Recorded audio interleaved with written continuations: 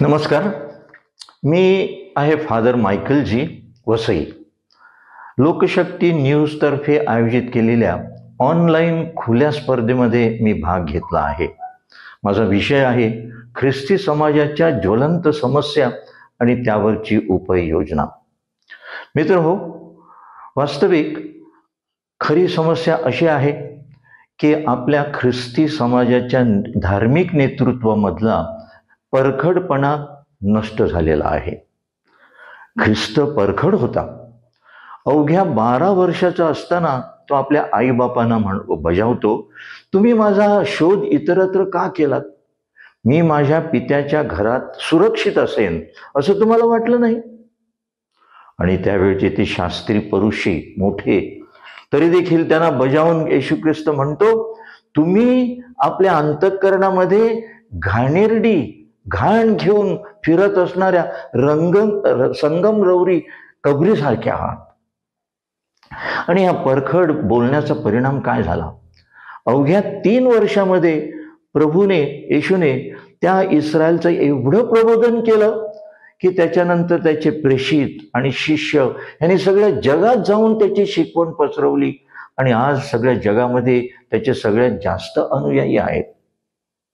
मी father आहे म्हणून father लोकांचं मी जास्त निरीक्षण केलेलं आहे.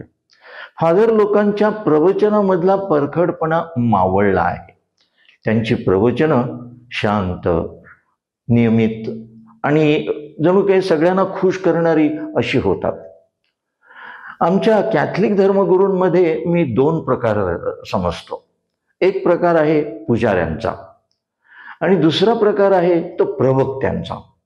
पुजारी धर्मगुरू जे आहेत ना, ते केवळ पूजा शांतपणे तंतोतंत नियमानुसार आखून अशी केलेली असते आणि त्यामुळे ते आपल्या विधीमध्ये सगळ्यांना गुंगून ठेवतात जणू काही. आणि देवाचा शब्द अगदी पुराणातल्या वांग्यासारखा सादर करतात. पण दुसरे जे प्रवक्ते धर्मगुरू आहेत ते विधी आजच्या सध्याच्या जमान्याला आणि परिस्थितीला जुळून दाखवतात आणि प्रभूचा शब्द तर संदेश त्याप्रमाणे प्रवक्त्याप्रमाणे जोरदार परखडपणे मांडतात. उदाहरणार्थ नातन हा असा भविष्यवादी, तो खुद्द दावीद राजाला म्हणतो की तू नुकता फरमावलेली शिक्षा ही तुलाच लागू आहे, कारण तो गुन्हेगार तूच आहेस. योहान बाप्तिस्ता, तो तर त्याच्याकडे तर सगळे लोक येत होते आणि म्हणत होते आम्ही काय करावं, कसं वागावं. त्याच्याकडे शिपाई आणि पोलीस सुद्धा आले, आम्ही काय करावं.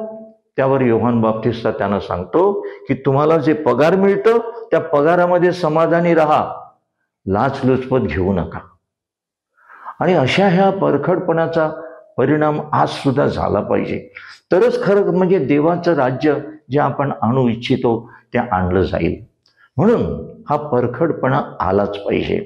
आणि हा परखडपणा कशा प्रकारचा आला पाहिजे? उदाहरणार्थ बारूक बायबलमध्ये म्हणतो, जेरुसलेमा जेरुसलेमा, हे भ्रष्टाचाराचं चिलखत फेकून दे आणि सदाचरणाचं झुळझुळीत सदरा आपल्या अंगावर परिधान कर.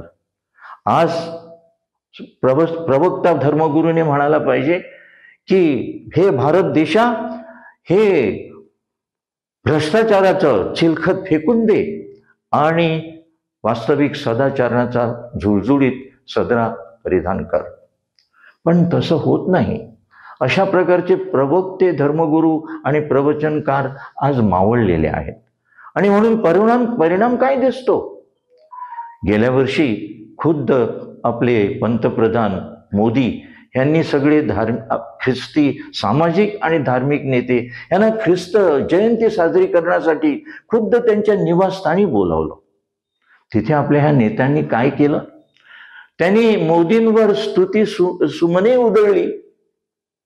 परंतु आज मणिपूरमध्ये कुकी नावाच्या ख्रिस्ती जमातीचा जो अगदी पद्धतशीर हत्या केली जाते आहे, त्या मणिपूरला निदान जाऊन एक भेट द्या अशी साधी विनंती सुद्धा कोणी केली नाही. आज आपल्या देशामध्ये घाणेरडं राजकारण चालू आहे.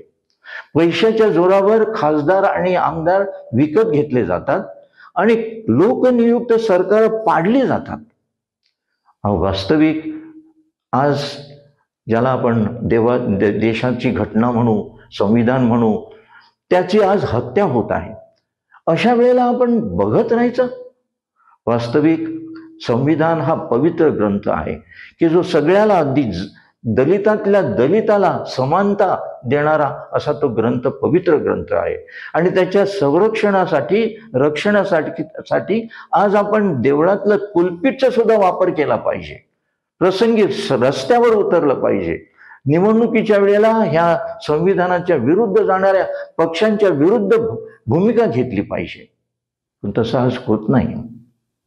आमच्या वसईत सध्या 41 अनधिकृत इमारती पाडल्या जात आहेत. अनधिकृत म्हणून शासन पाडत आहे.